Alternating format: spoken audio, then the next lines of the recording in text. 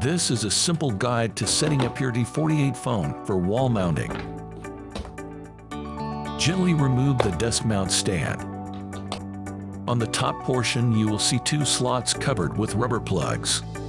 Use a paper clip and gently pick both rubber plugs out.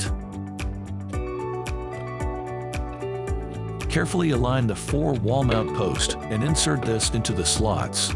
Slowly slide this towards the right until you hear it click. The wall mount provides canals for the Ethernet cord, handset and headset cords, as well as the power cord. Here you also see 4 cutouts ready for wall mounting.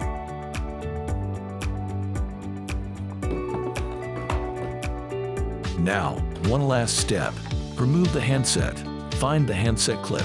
You slide this out and slide this back and upside down. It should now be able to hold your handset in the wall-mounted position.